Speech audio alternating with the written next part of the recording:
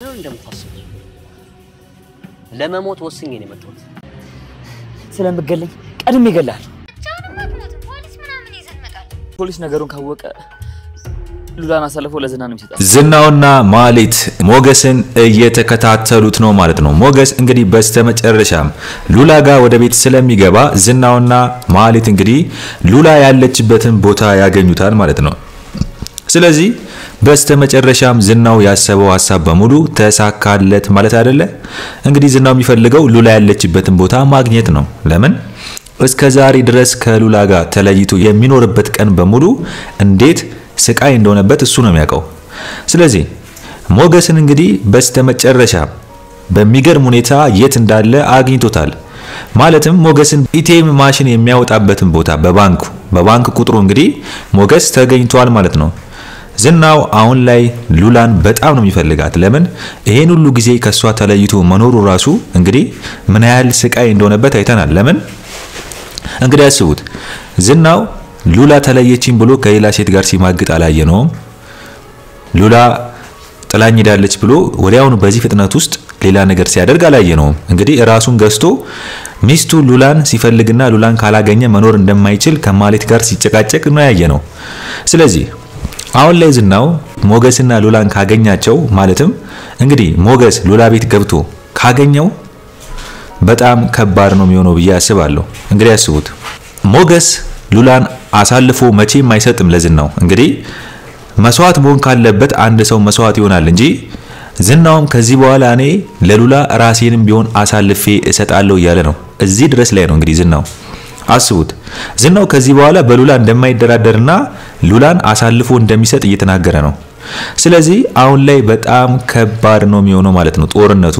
ሞገስ ሉላን አሳልፎ መስጠት አይፈልግም ዝናው ደግሞ ለሉላ ስለ ሞታለሁ ሉላን መልሼ ያገኛታለሁ ይላል ስለዚህ ምን የሚፈጠር ይመስላችኋል ደስ የሚለው ነገር ሞገስ አሁን ላይ ብቸኛ ነው ማለትም ያው ዝናው ቢፈራውም ግን ሉላን አሳልፎ ላለመስጠት እንግዲህ ሽጉጥ ይዞ እየተንቀሳቀሰ ዝናው ሊያስገድለኝ ይችላል ዝናው የሆነ ነገር ሊያደርገኝ ይችላል ብሎ ስለሚያስብ እንግዲህ ሞገስ ሽጉጥ ይዞ እየተሽከረከረ ነበር ስለዚህ ለጥንቃቄ የሚያዘው አሪፍ ነው አሁን ዝናው ያገኘው ሰዓት ወዲያውኑ አንኮታክቶ ሞገስን አይጥለውም ሽጉጥ ስለያዘ ዝናው ይረጋጋል ለምን ሊተኩስብኝ ይችላል ብሎ ስለሚሰጋ ግን ዝናው ያስገረመኝ ነገር አሁን ላይ የሉላ ፍቅር አንገብግቦ የጣለው ስለሆነ ቢሞትም ለሱ ትልቅ ነገር እየሆነ ነው ስለዚህ አሁን ላይ ምን ሆነ ሞገስ ለሉላ መስዋዕት እንደሚከፍልላት ሁሉ ዝናውም ለሉላ መሞት እንደሚፈልግ እየተናገረ ነው ስለዚህ ዝናውም በጣም ያፈቅራታል ሉላን ማለት ነው እንግዲህ አስቡት ዝናው ፍቅር አለበት ከሉላ ተለይቶ መኖር አይችልም ሉላ ዝናውን አትወደውም እንጂ ዝናው ግን ሉላን በጣም እንደሚወዳት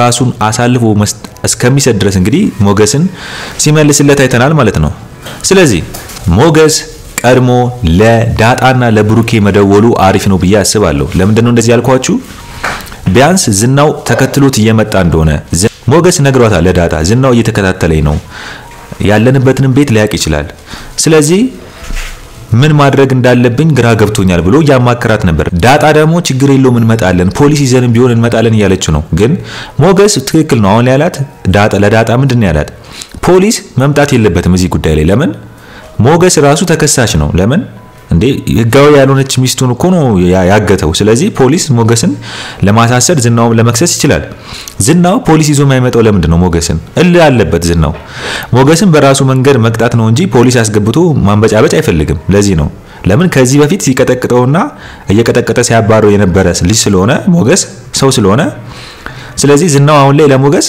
ምንም ያህል ነገር የፈለገ እንትን ቢሆን ምንም አይመስለውም ነው ማለት ለዚህ ነው አሁን ላይ ዝናው ሞገስን ፖሊስ ሳያመጣ በራሱ መንገድ ሉላን ማግኘት የሚፈልገው ለዚህ ነው እንግዲህ ብሩክና ዳጣ ሰምተዋል ዳጣ ለብሩክ ትነግረዋለች ብሩኬ እየበረረ ከዳጣ ጋር ይመጣለታል ብዬ አስባለሁ ግን ዝናው አሁን ላይ አስቡት ሞገስን ተከታትሎ ሉላ ያለችበትን ቤት ካገኘ ግን ዝናው ሉላን ይዟት ይሄዳል ለምን ሞገስ ጥይት ተኩሶ ዝናውን እስካልገደለው ድረስ ዝናው ሉላን ይዟት ይሄዳል ነው ብላችሁ እንግዲህ አስቡት ዝናው ብዙ ጊዜ ይጠበቃት ሚስቱ ናት በዛ ላይ ህጋዊ ሚስቱ ናት ለምን ሰው ሰማ አልሰማ ምንም አይመስለውም ለምን ሚስቱ ናታ ሚስቱን ይዞ የሚሄደው በቃ ዝናው ሞገስ ነው ሌባ የሚባለው ሚስት የሰው ሚስት አግተ ሰው ለሚሰማው ራሱ ስለዚህ ዝናው ሞገስን ተከትሎ ሉላን አገኛት ማለት በቃ ሉላ ከዚህ በኋላ ከሞገስ ጋር አትገናኝም። ዝናው ይዟት ይሄዳል።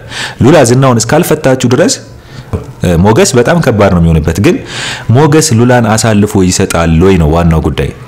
ሞገስ ሉላን አሳልፎ ይሰጣል ወይ? እስቲ ያስቡት። አሁን ላይ ሞገስ ከዚህ በኋላ ሉላን መቼም ቢሆን ለዝናው አሳልፎ እንደማይሰጥ ነግሮናል። አሁን ላይ ሞገስ ተደብቆ ሌላ ቦታ መሸወድ አለበት ብዬ አስባለሁ። ዝናውና ማህሌትን የሉላን ቤት ሉላን ያፈነበትን ቤት ጭራሽ ማሳየት የለበትም። ለምን ዝናውና ማህሌትን ተደብቆ እንደለመደበት ስማርት በመሆን እነሱ ላይ ጨዋታ የጭንቅላት ጨዋታ መጫወት አለበት። ለምን እየተከታተሉት ነው። ሞገስ ግን ዞሮ አላያቸውም። ዝናውና ማህሌት እየተከተሉት እንደሆነ እንደተደበቃቸው ነው የሚያውቀው። ግን ምናልባት ካያቸው ሞገስ ሉላ ያለችበትን ቤት ሳይገባ ተደብቆ ሌላ ቦታ መሸወድ አለበት ብዬ አስባለሁ። አሁንም ግን ቀጥታ እነሱን ሸውጃቸዋለሁ ብሎ ሉላ ጋር ብሩን ይዞ ወደ ሉላ መሄድ ከሆነ ግን ዝናው ያገኘዋል። ሉላ የገባችበትን ቤት ስለሚያውቅ ያገኘዋል። ቀጥታ ቶሎ ነው የሚገባው። ሉላ ሳጠፋበት ሞገስ ይዟ ሳይጠፋ በዛው ፍጥነት ውስጥ ዝናው ሉላን ማግኘት ይፈልጋል። ስለዚህ ለሞገስ ከባድ ነው የሚሆነው። ወይ አንድ ሰው ሳክሪፋይ መስዋዕት መክፈል አለበት። በቃ ሞገስ በያዘው ሽጉጥ ወይ ዝናው መግደል አለበት ሉላና ሞገስ ለመጥፋት ያላቸው አላማ። ካልሆነ ግን ጥይት አንድ ሰው ካልተኮሰ ወይም ደግሞ አንድ ሰው መስዋዕት ካልሆነ ግን እንዴት ነው ዝናው በጉልበቱ መጥቶ ይወስደዋል። ሞገስ ጥይቱን ይዞ ማይተኩስበት ከሆነ ይወስደዋል። ስለዚህ በጣም ከባድ ነው። እኔ የሚገርመኝ ግን ብሩኬና ዳጣ ቢመጡ ራሱ ዝናው ሚስቱን ነው የሚወስደው። ብሩኬና ዳጣ ሉላን መውሰድ አይችልም ማለት አይችሉም እኮ መላችሁ ይሄን ነው። ለምን ህጋዊ ሚስቱ ናት ዝናው። ብሩኬና ዳጣ ቢመጡ ሞገስ እንዳይመታ እንዳይቀጠቀጥ ዝናው ላይ ሳይተኩሱበት እሱ ምስሪ ሳይገባ ቢያንስ ከብሩኬ ጋር በሚያደርገው ክርክርና ጠብ ሞገስ ያመልጣል ሉላን ይዟት እንጂ ብሩኬና ዳጣ ቢመጡ ዝናው ሉላን መውሰድ አይችልም ብለው መከራከር አይችሉም። ዝናው ሉላን ካገኛት ለምን ሚስቱ ናታ። ዝናው እኮ ሉላ ሚስቱ ናት። መብቱ ነው ይዟት መሄድ ይችላል። ስለዚህ ተበዳይ ዝናው ነው የሚባለው አሁን እንጂ ሞገስ ሉላ አትባልም። ሰው የሚያስበው ሚስቴን ጠልፎብኝ ነው ብሎ ስለሚያወራ ዝናው ይችላል። ሚስቴ ተጠልፋብኝ ነው ጥምጥም ማድረግ ይችላል። ሚስቴን ጠለፉብኝ ተሰብስበው ጠለፉብኝ ሚስቴን ማለት ይችላል ዝናው። ለምን ዳጣም ብሩኬም ሞገስም የሰው ሚስት ጠልፋል ተብለው ሌላ ችግር ውስጥ እንዲገቡ ማድረግ ይችላል፣ መጠምዘዝ ይችላል ከፈለገ ዝናው። ስለዚህ ሞገስ አሁን ምን ማድረግ አለበት ብላችሁ ታስባላችሁ? እስቲ ሉላን ይዟት እንዴት መጥፋት አለበት? ከዝናውና ከማህሌት እንዴት መሰወር አለባቸው? ሞገስ ምን አይነት ቴክኒክ መጠቀም አለበት? ምናልባት ሉላ ያለችበትን ቤት ሳይገባ ሌላ ቦታ በመሄድ ዝናውና ማህሌትን መሸወድ አለበት ወይስ ቀጥ ብሎ ገብቶ ዝናው ተከትሎት ቢመጣ ሽጉጡን ደቅኖ እንግዲህ ሉላን አልሰጥም በማለት በክርክር ላይ ብሩክና ዳጣ ቢመጡ ምን እንደሚፈጠር ይመስላችኋል? እስቲ ሐሳብ አስተያየታችሁን በኮሜንት ጻፉልኝ። ሌላኛው ጉዳይ የቅድስት ጉዳይ ሲሆን ቅድስት እንግዲህ ምንድነው የምታስበው? ብሩኬን ስለምታፈቅረው ስለምትወደው ከዚህ በኋላ እሱን አግብታ መኖር ስለምትፈልግ እንግዲህ ለብሩኬ ነግረዋለች። ማለትም ከዚህ በኋላ ዘር መተካት እንደምትፈልግና አግብታ መኖር የራሷን ህይወት መኖር እንደምትፈልግ ነግረዋለች። ግን ያንን ማድረግ የምትችለው ግን እዚህ ሳይሆን ገጠር ነው ብላ ነግረዋለች። ብሩኬ ምንድነው የሚሰማው? እኔን ይፈልገኛል ወይ ወይስ እኔን ይወደኛል ወይ ለኔ ስሜት አለ ወይ የሚለውን ለማጣራት ይመስለኛል። ስለዚህ ብሩኬ ምንም አልመሰለውም። ግን ብሩኬ የሆነ ነገር እየተረዳ ነው። በቃ ቅድስት የሆነ ፍላጎት ለሱ እንዳላት እየተረዳ ነው። ስለዚህ እንግዲህ ሂጂ አልጋውን አንጥፊን ያላት። አልጋውን ስታነጥፍ እንግዲህ ሄዶ መቷት አልቂቷል። ስለዚህ ይሄን ካደረገ ማለት ብሩኬ ቅድስት በሚገባት ቋንቋ ብሩኬን ፍላጎት እንዳለው ያሳያት ነው ማለት ነው። ለምን ቅድስት ሰራተኛ ስለሆነች ከገጠር የመጣች ስለሆነች ምንም ቢሆን አሁን ባለው እዚህ ከተማ ባሉት ሴት አይነት ሙድ ከሷ ጋር የፈጠነ በአንዴ ሌላ ግንኙነት መግባት ይከብደዋል። ግን እሷ በሚገባት ቋንቋ ወይም ደግሞ በሚገባት መልኩ እንግዲህ የሆነ ነገር ያሳያት ነው ማለት ነው። ስለዚህ ብሩኬን ፍላጎት አለበት፣ ቅድስትን በጣም ይወዳታል ማለት ነው። ለምን በቃ መስዋዕትነት ስለከፈለችለት ልጁን እንደ እናት ሆና ከእናትም በላይ ሆና ብዙ ነገር ተንከባክባ ስላኖረችለት። ለምን ብሩኬ ስራ ሲል ቤት ውስጥ የምትሆነው ቅድስት ናት። አስቡት ልጁን ይዛ ትምህርት ቤት የምታደርሰው ቅድስት ናት። ሰራተኛ ስለሆነች የምትንከባከበው በሰዓቱ መድኃኒቱ የምትሰጣት ቅድስት ናት። ያኔ ለምሳሌ ብላ ደግሞ ምን ያልከፈለችው መስዋዕትነት አለ ቅድስት በአቅሟ። እንግዲህ አስቡት ሰራተኛ ማለት እኮ በጣም የወረደ ነው። አስቡት በዚህ በሰራተኝነት ላይ ሆና ግን ለምሳሌ ያደረገችው ነገር ከብሩኬ በላይ ነው። እኔ አንዳንዴ ሳስበው ሐሳቡ ራሱ ይገርመኛል። ስላፈቀረችው ነው እንግዲህ ቅድስት ሰራተኛ ሆና ማህሌት ጋር ተደራድራ ማህሌትን ሚስቱን ሳታወጣባት 100,000 ብር ተቀብላ ለብሩክ መስጠት ማለት በሰራተኝነት እንግዲህ አስቡት።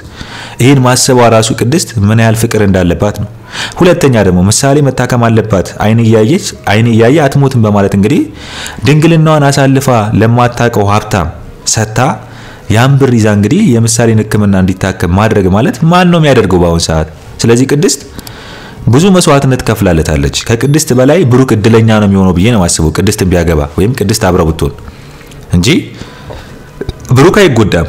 ደግሞ ብሩክ ደግሞ ቢያፈቅራትም ምርጫው የምትሆን ሴት ናት ብዬ ነው ማስበው። ለምን መቼም እንደ ማህሌት አይነት ካሉ ሴቶች ጋር ከሚኖር ከቅድስት አይነት አስተሳሰብ ያላት ሴት ጋር ቢኖር ብሩኬ ህይወቱ ይስተካከላል እንጂ አይጨልምም ብዬ አስባለሁ። ለምን ማህሌት ህይወቱን ስላጨለመችበት ለዛ ነው ብላችሁ። ስለዚህ ቅድስት አሁን ላይ ቂጧን ስለመታት ብሩክ ምንድነው ያሰበችው?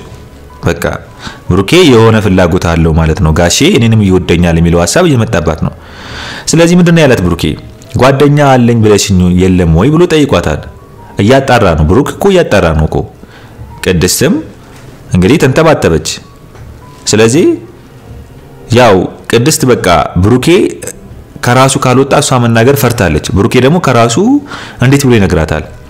ቅድስት እኮ ያጠፋችው አሁን ላይ ብሩኬን እንደምትወደውና እንደምታፈቅረው ስላልተናገረች ነው።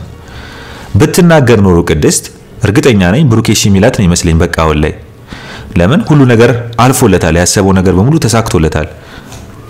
ስለዚህ ቅድስት በስነ ስርዓት ለብሩኬ ዳር እያለች ከመሸሹ ይልቅ እየወደደችው እያፈቀረችው ጥላው ከምትሄድ ቅድስት እንደምትወደው አፍቅሬያለሁ፣ አንተን አግብቼ መኖር እፈልጋለሁ ብላ በግልጽ ብትነግረው አሪፍ ነው። ለምን ብሩኬ በጣም ሃምብል ነው። ባይፈልግ ራሱ አያስጨንቃትም ወይም ከበድ ያለ ሰው አይደለም። ባይፈልግ ራሱ ነው ማለት እሷን ባይወዳት ራሱ በጣም እሷን ሰውን መረዳት የሚችል ሰው ስለሆነ ረጋ ያለ ሰው ስለሆነ አያስጨንቃትም። እሷን እንደዚህ ስላለችው ሌላ ነገር አያመጣባትም ማለት ነው።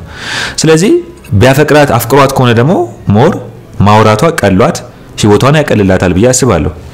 ስለዚህ አንዳንድ ጊዜ እውነቱ መናገር የልባችን የሚሰማን ነገር መናገር አሪፍ ነው። ለምን ከጊዜው አንፃር መናገር በሌለብን ሰዓት ሳይሆን ሁሉ ነገር በተረጋጋ ሰዓት ላይ መናገሩ አሪፍ ነው። ሰዓት መጠበቅ ቦታ አሁን ጊዜው ነው። በቃ ምሳሌ ታከማለች፣ አሁን ላይ ብቸኛ ነው።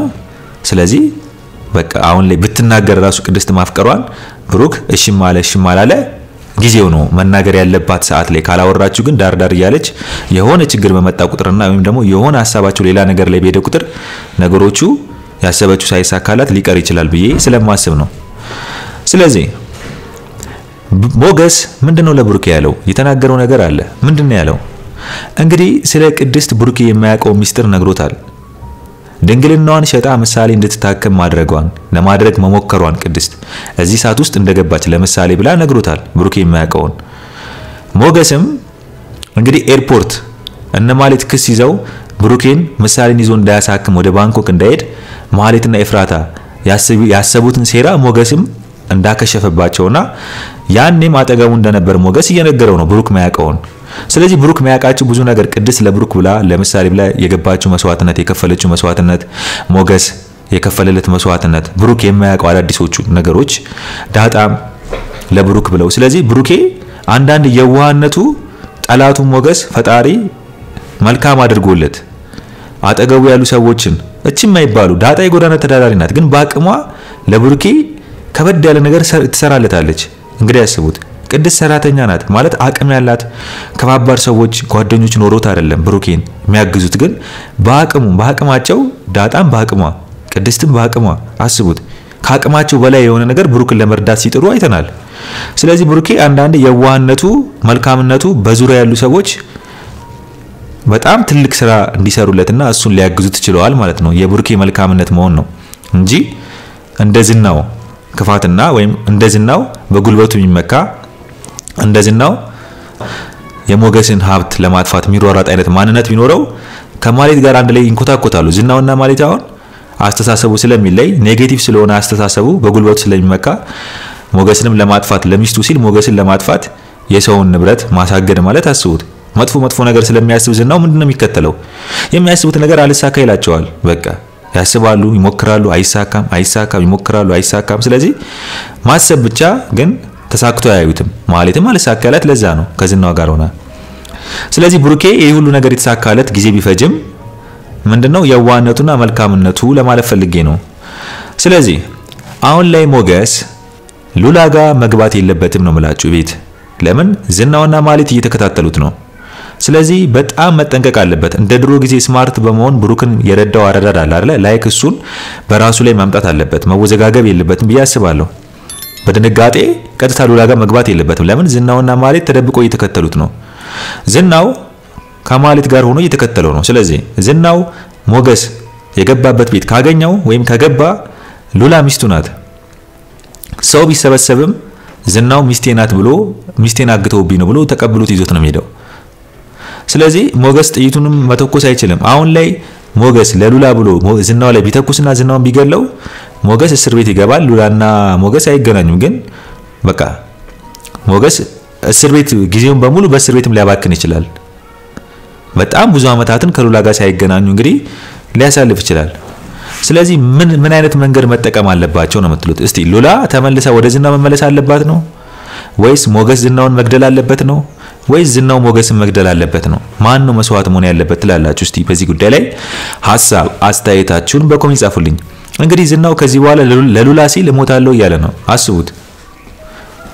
በቃ ዝናው ለሉላ ሲል እንደሚሞት እየተናገረ ነው። ከዚህ በኋላ እሞታለሁ ብሏል። በቃ ስለዚህ ሉላን ካላገኘ እንደማይኖር እየተናገረ ነው። ሞገስ ደግሞ ሉላን መቼም ቢሆን ለዝናው አልሰጥም ብሏል። አስቡት። ሉላ ደግሞ መቼም ቢሆን ከዚህ በኋላ ከዝናው ጋር የመኖር ሐሳቧ በሙሉ ጠፍቷል፣ አትፈልግም። ስለዚህ ማን ነው መስዋዕት መሆን ያለበት? ዝናው ማፍቅሯታል፣ እንደሚያፈቅራት እያሳየ ነው። ማለትም ያፈቅራታል በጉልበቱ እሷ ሳትወደው ማኖር ይፈልጋል እንጂ ያፈቅራታል። ሉላ ግን አታፈቅረውም። ስለዚህ እዚህ ጋር ጥፋተኛው ማን ነው? ዝናው በግድ ሉላን ማኖሩ ልክ አይደለም ነው። በቃ ሳትወደው ከሱ ጋር እንድትኖር መፍቀዱ ልክ አይደለም። ስለዚህ ዝናው ልክ አለመሆኑን እንዴት ነው ማወቅ የሚችለው? አሁን ዝናው ልክ ነኝ ብሎ ስለሚያስብ ግን ልክ አለመሆኑን ሉላ ሳታፈቅረው ከሷ ጋር መኖሩ ስለወደዳት ብቻ ልክ ነኝ ብሎ ማሰቡ ልክ አለመሆኑን እንዴት ነው ማወቅ የሚችለው? ዝናው ነው። ብሩኬና ዳጣ ሞገስ ጋር በረው መምጣት አለባቸው። ሞገስ አሁን ላይ በጣም ያሳዝነኛል። ማለትም ንብረቱን አጥቶ በጣም ተንኮታክቶ ያለ ነው። በዛ ላይ አሁን ላይ በጣም ባህሪውን ቀይሮ እንግዲህ ንብረቱን አጥቶ እንኳን ስማርት የሆነ ሞገስ ሆኗል። ያኔ ንብረቱ ያለው ሞገስ ጭንቅላቱ ድፍን ነበር። ማለትም ምንድን ነበር? ጭንቅላቱ የተደፈነው በቅናት ነበር በጓደኛው ላይ። ከማለት ጋር ብዙ ነገር አርግተውበታል ብሩክ ላይ ያኔም ንብረት እያለው። ለብሩክ ግን መስዋዕትነት መክፈል ሲጀምር ንብረቱንም እያጣ መጣ። ግን ንብረቱን ሲያጣ ግን አእምሮ እየጨመረ ስማርት እየሆነ ብዙ ነገሮችን ያወቀ መጣ፣ አስተማረው። ስለዚህ ሞገስ አሁን ላይ ያን ስማርት አእምሮን መጠቀም አለበት። ምን ማድረግ ነው ያለበት? ዝናውን ቢገለው እስር ቤት አይገባም ወይ? ሉላንስ እንዴት ነው አብሯት መኖር የሚችለው? እስር ቤት ከገባ ብዙ አመታት ይፈረድበታል። ስለዚህ ስማርት በመሆን በምን አይነት መንገድ ነው ሉላን ማግኘት የሚችለው? ስለዚህ ሉላ በቃ ብትመለስ ይሻላል ወደ ዝናው። አሁን ላይ በቃ ዝናውን መፍታት ትችላለች፣ መብቷ ነው። በቃ በህጋዊ መንገድ ትፈቷለች። ከፈታችሁ በኋላ ግን ሞገስ ከሉላ ጋር መቀጠል ይችላል። ዝናው ያኔ መጥቶ የሆነ ነገር ቢያደርግ በህጋዊ መንገድ ለምንም ከፈታችሁ መብቱ ነው። ሞገስ ከኔ ጋር ናት ይላል። ከፈለገ ዝናው የፈለገ ቢል መብቱ ነው። ሞገስ ለምን ፈተዋለች ሉላ። ግን እስካልተፋቱ ድረስ ግን ሞገስ አሁን ላይ የሚያደርገው ነገር ከበድ ያለ ስለሆነ ምን ማድረግ ነው ያለበት? ስማርት በመሆን እስቲ ሉላን ይዞ መጥፋት ነው ያለበት ወይስ ምን ማድረግ ነው ያለበት ትላላችሁ? እስቲ ሐሳብ አስተያየታችሁን በኮሜንት ጻፉልኝ። እንግዲህ የዛሬው አስተያየቴ ይህን መስል ነበረ። በሌላ ቪዲዮ እስከምንገናኝ ድረስ ቸር ያቆይልኝ።